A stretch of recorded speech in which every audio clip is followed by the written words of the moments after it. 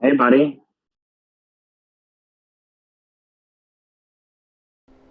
Let's do it.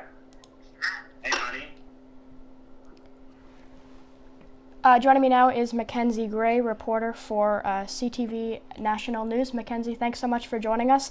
Let's start out with obviously the ongoing situation in Ottawa. What's it been like covering some of the latest stories and some of the latest events in Ottawa for the past little while now? Well, it's been a very interesting story. One of the most interesting stories I've been fortunate to be able to cover. There's many different multitudes to it. You're talking to residents who've been dealing with the situation where they feel like their streets and the city itself has been occupied, at least the downtown core. You're dealing with the political side where you're seeing the fallout. Aaron O'Toole not being leader of the Conservative Party anymore while this is happening. Candice Bergen coming in, the Conservative Party supporting it. Justin Trudeau bringing the Emergencies Act. And then you're talking to the truckers themselves about why they've actually come here. So there's just so many different angles to what's happening. And then, of course, over the last few days, you have the police angle to it too, about the enforcement aspect, how they're handling things, when they're going to handle things. So there's been lots of balls in the air, but it seems like Wyatt, things have quieted down a little bit in Ottawa now that most of the protesters have left. The political implications, you just mentioned it, are obviously very big. I mean, there's the debate going on in the House of Commons right now. I mean, speaking a little bit more about like what the ongoing political situation around some of this has been. Well, the Conservatives are trying to put themselves on one side, saying that the emergency side is not needed. In particular, now it seems like they're saying that since the crisis has been dealt with in Ottawa, do we even need to implement this? The Justin Trudeau line and the line that the Liberals are bringing forward are saying that, look, you need to make sure that the protesters don't just come back. I've left Ottawa today. I've taken a little vacation here, Wyatt, and leaving the city, there's still lots of checkpoints at all kinds of different points. You still can't take the highway to get into lots of downtown portions. So the police in Ottawa, at a minimum, are taking it seriously still to make sure that there are lots of different checkpoints to make sure that more people don't come into downtown. And one of the ways that was done was through the Emergencies Act by making it illegal for people to come to a protest, making it illegal to bring a kid to a protest, making it illegal to have bringing supplies into a protest. So, the debate will continue on Monday. We're expecting the vote to come tomorrow night. Jeremy Singh and the NDP have already said they're going to support it, so it will pass. Just 30 days of time there, though, Wyatt. So does it go for longer after the 30 days? Does it get rescinded before then? Those are the things that we'll be looking to see, how things changes in those period of time. Okay, that is Mackenzie Gray, reporter for CTV National News. Thank you for joining me, Mackenzie. I do want to go live now to the House of Commons, obviously, where the debate is taking place. Let's listen into some of the ongoing debate. Have begun, and we'll see how the Minister of Public Safety answers that question, because we don't need these measures if they're not absolutely necessary. Questions and comments? The honourable member for Kamloops Thompson Caribou. Thank you, Mr. Speaker. Always a pleasure to rise on behalf of the people of Kamloops Thompson Caribou.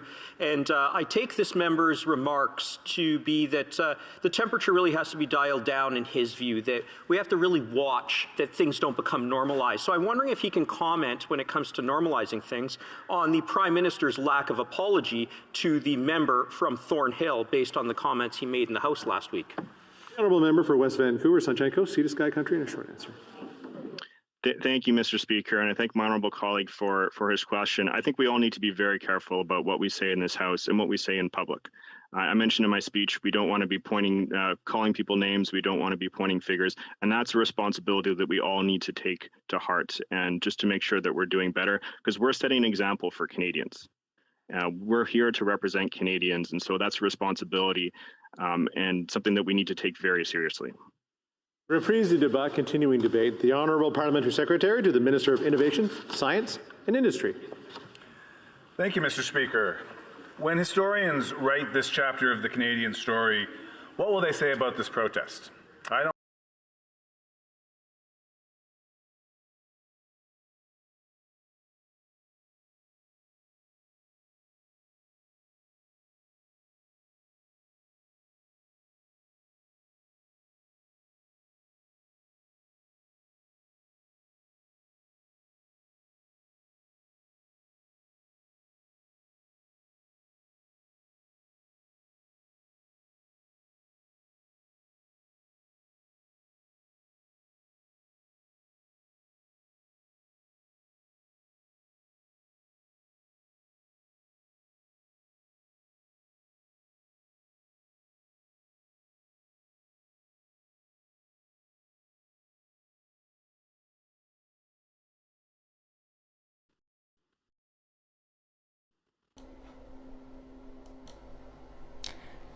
Okay, with me now is Yasser Naqvi, the Liberal MP from the Ottawa riding of Ottawa Centre, where some of these protests have been taking place. Obviously, his riding is also where Parliament Hill is located. Yasser, thanks so much for joining us.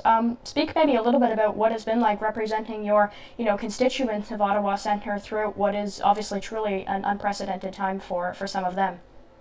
Well, the last 24 days have been completely unprecedented. We've never seen an occupation of our downtown of that nature, not only in terms of the blockade that we saw, but also in terms of the harassment and intimidation that the residents of downtown felt and the businesses who are suffering. I mean, we saw trucks and cars and vans being parked not only just on Wellington Street, but also all the surrounding streets like O'Connor and Kent, Bank Street, and the other residential streets in between. We saw for over 3 weeks honking in the middle of the night, all night long. We saw fireworks being used. We saw name calling, both in terms of racist slurs and misogyny towards women. Wyatt, I can just go on, and I've received thousands of emails now, people recounting some of their experiences and how they felt hostage in their own homes. And I mean, in terms of some of the intimidation that, people, have faced, what kind of an impact is that having on, I guess kind of the precedent that it kind of sets for future protests? How can you make sure that, the protests that have been happening in Ottawa isn't an example that people follow when, they try to start other protests? Well, let me start by saying that we are quite accustomed to protests in Ottawa, especially those of us who live in downtown Ottawa. I mean, it's the nation's capital. Parliament is located right in the downtown core. And the protests that we are used to are lawful and peaceful. In fact, sometimes there are more than one protest happening, 2 or 3 at the same time, and we would not even know that is happening. That's why this particular incident was so unique, because this was an occupation. People did not just come and protest and left. They stayed. They closed off all our roads. They choked the entire downtown core for over 3 weeks. And so I think there's some trauma involved with that, and there's a fair bit of healing to be done. But I'm quite confident that my community will move forward and will embrace lawful, peaceful assembly of people, because that's cornerstone to our democracy. Okay, that is Yasser Naqvi. He is the Liberal MP for the riding of Ottawa Centre, where some of these protests have been taking place. Yasser, I appreciate you making some time to join me here tonight. I do want to go back now to the House of Commons, where the debate is currently taking place. Let's listen in once again to some of those debates. Thanks again, Yasser. Thank you, Wyatt. This is simply false. The Charter protections extend only to assembly that is peaceful. It does not protect one's right to seriously disturb the peace, as the occupation of Ottawa has done over the past 3 weeks. And it does not provide cover for illegal activities carried out during a protest, like the flagrant disregard for the law that has been well documented in the streets of our capital throughout the occupation. Hate crimes, misogyny, arson, vandalism, intimidation, the list is long. And importantly, the Emergencies Act is democratic. It's an act of Parliament, already debated and passed by both houses, given royal assent, proclaimed and gazetted some 30 years ago. And now its application is being democratically debated in the House of Commons. So, did the time-limited, targeted, and proportionate powers of the Act work? Well, for the first time in 23 days, quiet has descended upon Ottawa. The streets of this city have finally been returned to its residents, law and order has been restored, and the Emergencies Act has performed its function as intended by the progressive Conservative government that enacted it in 1988. But now, 3 decades later, we find ourselves in an unexpected situation in which the party of Mulroney opposes invoking the measure, while the Liberals and the NDP support it. Our parliamentary system requires Her Majesty's loyal opposition, Mr. Speaker. It's an essential part of the checks and balances that keep our country stable, on stable footing, and ensures diverse voices of Canadians are heard in this place. Yet when crisis strikes, as leaders, we are called to rise above our political divides, for we all take an oath as members of Parliament to act in the best interests of our country. Sadly, that is not what we have seen from the Conservatives throughout this occupation. Through their actions in the last 3 weeks, it is all too clear that the Conservative Party has strayed from its origins as a party of principle and accountability.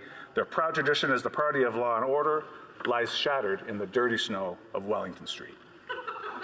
Through their actions in the last 3 weeks, it's all too clear that the Conservative Party has strayed from its origins as a party of principle and accountability. They've put their own political gain ahead of the country's security, prosperity, and democracy. And as their party clamors for an ever smaller and more extreme faction of the far right, they abandon the hardworking, small C Conservatives who look to them for a credible potential government. Instead, the Canadians they've left behind watch in horror as our police and media are spat on and assaulted in the throes of a lawless occupation that today's Conservative Party has chosen to defend. Shameful. Mr. Speaker, with the help of the powers of the Emergencies Act, the occupation has come to its end, the trucks and the protesters have gone home, the people of Ottawa breathe a sigh of relief, and Parliament resumes its important democratic function. And yet something has changed in Canada, or has perhaps been uncovered these past 3 weeks. Some will say a divide has grown wider. Political columnist John Ivison wrote yesterday that it feels like Canada is splintering into two tribes, the intolerant, authoritarian, woke lunatics on the left and the spittle-flecked, hateful lunatics of the far right. The optimist in me wants to deny it, but I cannot. At times, that is how it feels. And perhaps that's how it feels to a growing number of Canadians as well after these last 2 years, or perhaps after these last 23 days.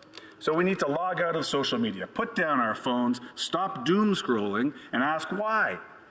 Why is it that despite pretty strong consensus on the effectiveness of the broad pandemic response from all parties and all orders of government, it still feels at times like we're more divided than ever? The answer may lie in the palm of our hands, the devices we carry with us day and night. Our political beliefs and grievances are being fed to us by opaque algorithms that serve a singular function: profit for the massive tech giants that dominate our online realm. These platforms prey on our psyche, weaponizing our emotions to keep us all online all the time, garnering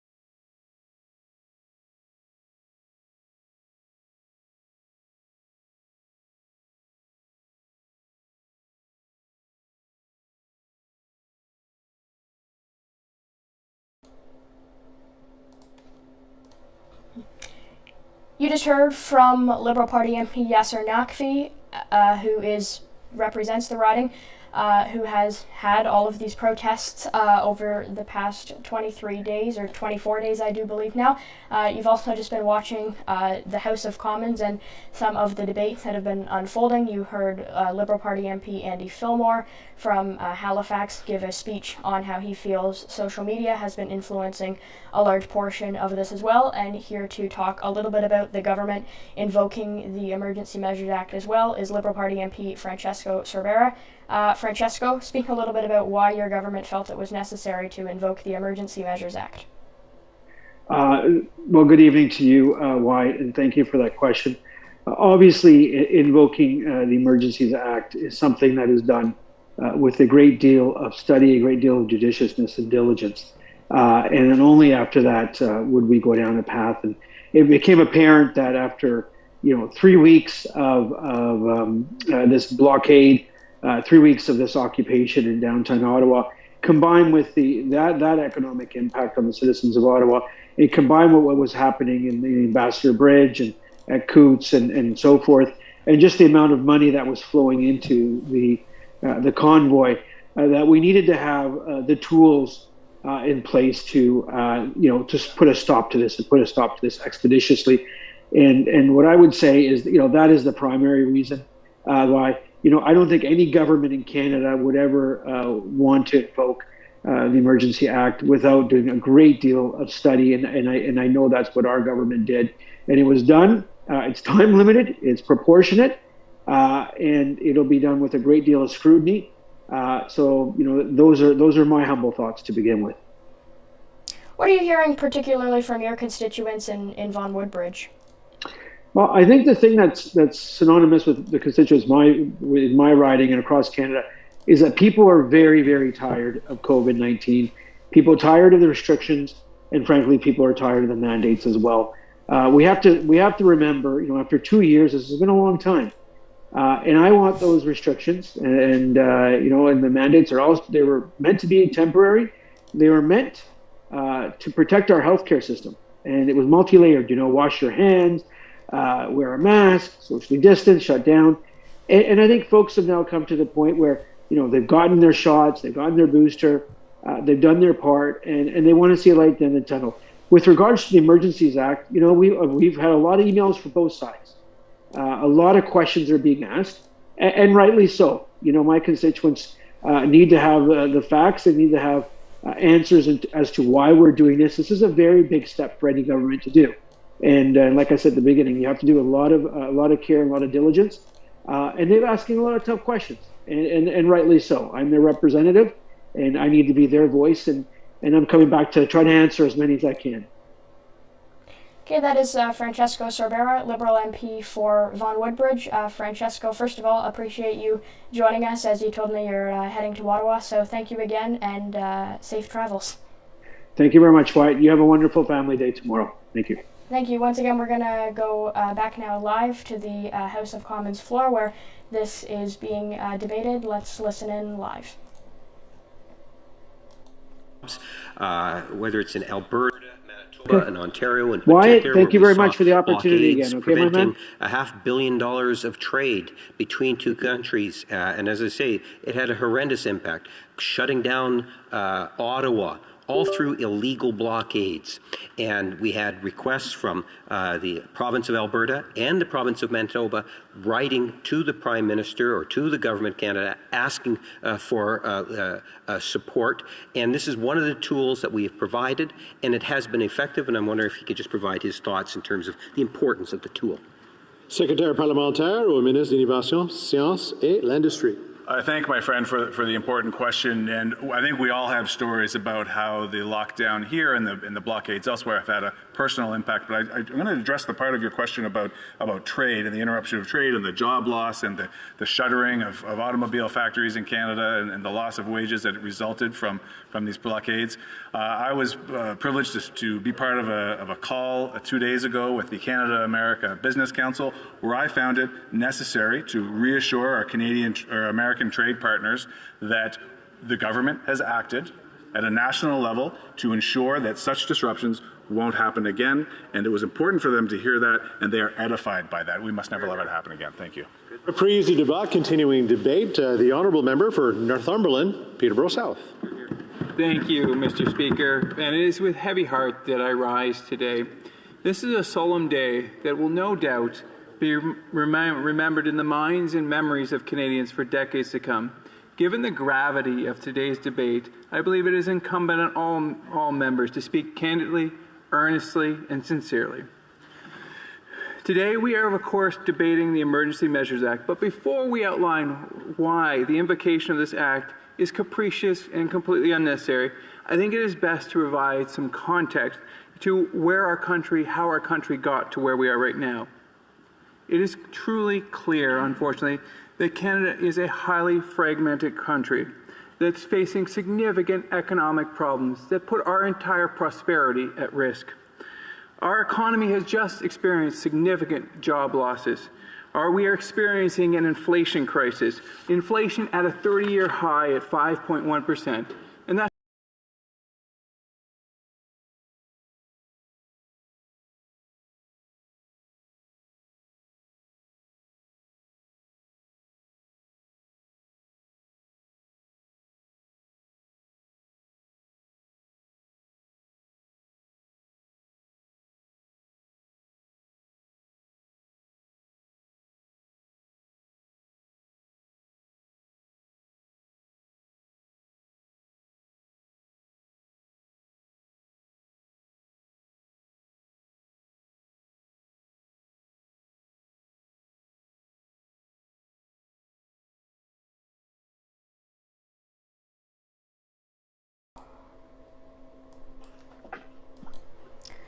With me now live is Jeremy Sharon, reporter for CTV News Ottawa. Jeremy, obviously, there's various bureaus and such.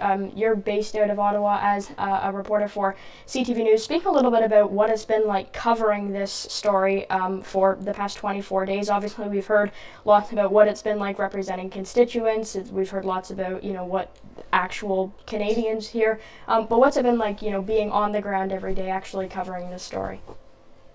Well, it's like nothing we've ever covered before, Wyatt. It's been a very, very busy few weeks. It's something we've never seen before in the capital like this. Massive undertaking, especially over this last weekend for police to move in after several weeks of protesters occupying the nation's capital. So this last weekend rather was quite an operation by Ottawa Police and other police forces that have come into it to help from across the country. So what we saw starting Friday, where police move in to the intersection of Sussex and Rideau, which was a major gathering point for protesters throughout the last several weeks. They took over that intersection, moved their way up Wellington in front of the Chateau Laurier. They kept that position overnight Friday night. And then Saturday, we saw police move the line all the way down Wellington Street and take back the entire section of the downtown core. So a massive undertaking. There was clashing at times between police and protesters.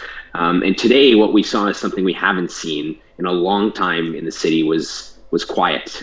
We saw quiet streets for the first time in a long time. Relief for people who live in the downtown core. We spoke with residents today who are just so happy to have peace and quiet, and to be able to feel safe in their own homes again. Some people have not felt safe for quite some time. So it's really been unprecedented times in our city, and covering this story has been very important, and we've been doing so tirelessly, our whole team at CTV News and all of our other media colleagues across the country as well, not just our team, but working to show everyone what's happening and bring everyone the latest on this. And in terms of actually the protesters being there on the ground, maybe I can ask you a question about, in terms of, the protesters being there. Obviously, there was police there Friday, much of yesterday as well, and some police are even, still there today. I want to ask you, though, about kind of the small businesses who have had to, close their doors, which obviously, they've had to close their doors throughout the pandemic, and so this has been, obviously even more of, I guess, a disadvantage to them. Is there any sign that small businesses will be able to reopen there soon? I mean, I saw before started this episode of the program that the Rideau Centre in Ottawa would be reopening on Tuesday. Just, again, what's a bit of an update as to some of the small businesses there? Yeah, to your point, there are businesses that have been hit extremely hard over the last 2 years during the pandemic, have struggled. And just as they had the opportunity to reopen, those in the downtown core have had to remain closed, many of them. So to your point, we just heard in the last few hours, in the last hour really, a colleague of ours at CTV National News, Mackenzie Gray, was able to confirm that the Rideau Centre will be opening on Tuesday. So they're going to reopen after 24 days being closed. That's a massive boost for the mall. The mall has lost tens of millions of dollars being closed. We also know that the Metropolitan is going to open tomorrow. So that's a restaurant right at the corner of Rideau and Sussex. So they've been shut down for the entirety of this protest. We've spoken to the owners there several times for the last few weeks. So they're going to be able to open their doors for the first time in 24 days as well. So some tough times for these businesses. They've struggled throughout the pandemic.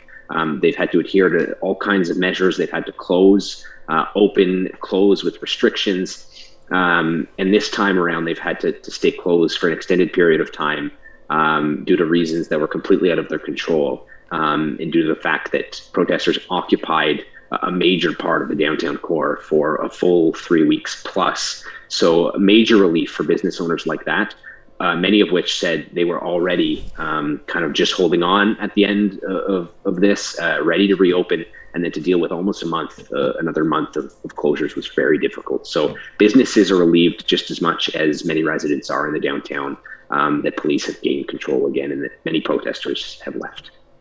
Okay, Jeremy Sharon, reporter for CTV News Ottawa. We'll be right back. Please stay with us. Thank you.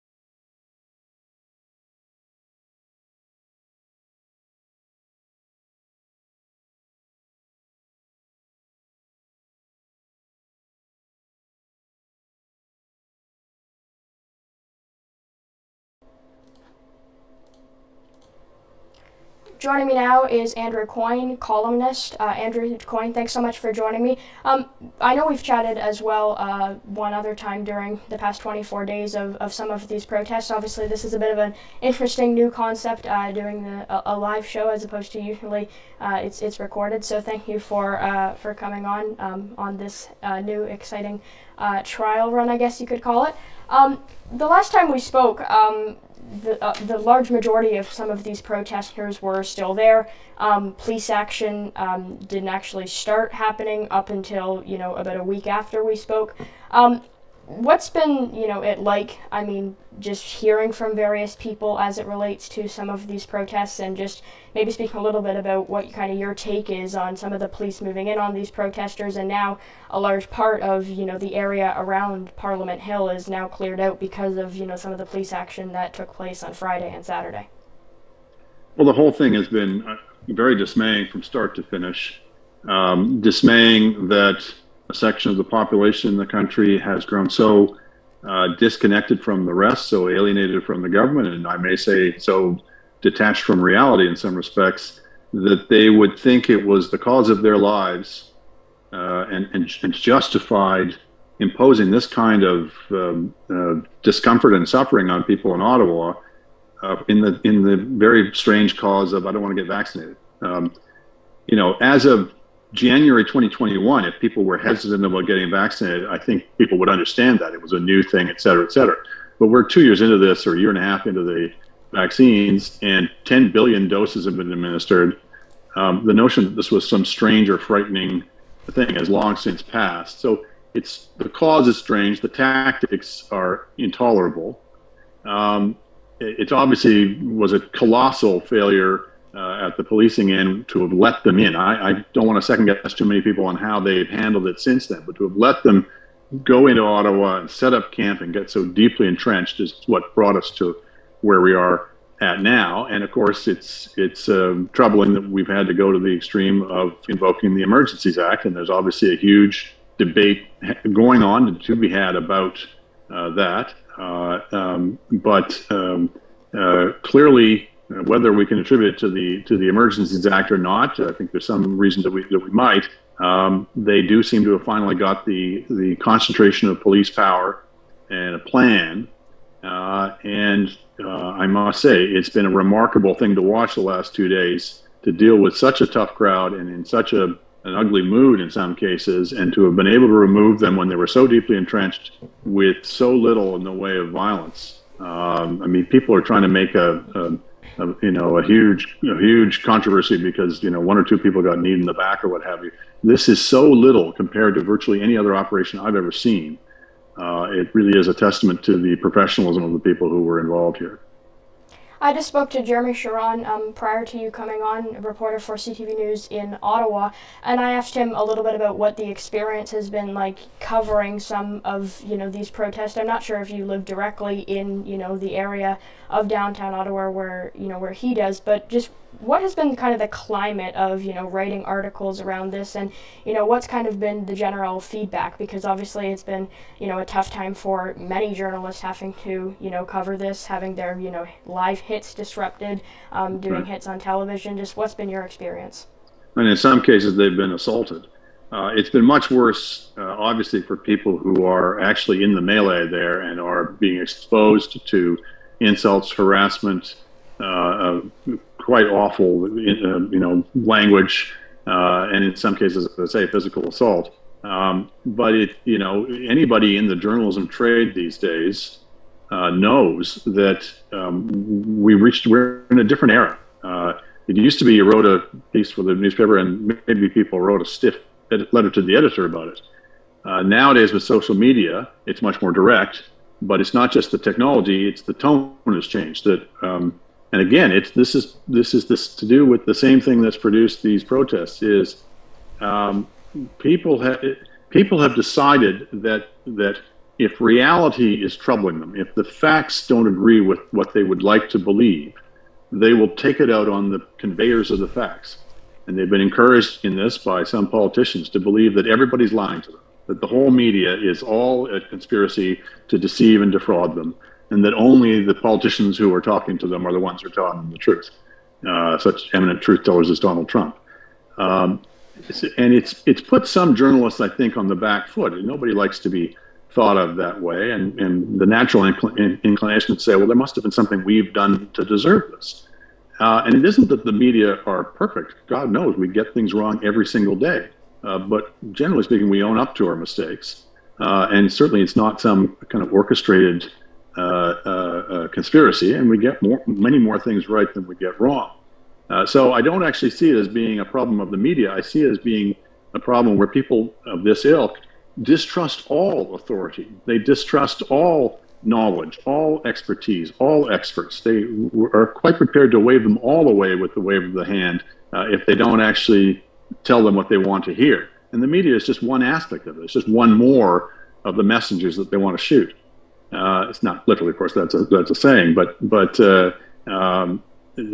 the problem. And so one aspect of it that we're seeing and that they visited upon the media, but they're visiting upon all the people of Ottawa, is they feel entitled to behave in the most appalling fashion, and they call people the most terrible names, and to behave violently, etc. They have loosed themselves from all of the norms of proper behavior, of decent behavior, of considerate behavior, because they've convinced themselves that they're so victimized that they're entitled to.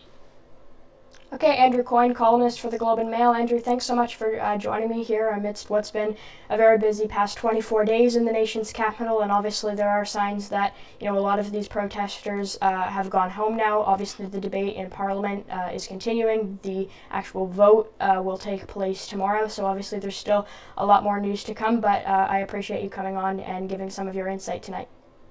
My pleasure. Thanks so much, everyone, for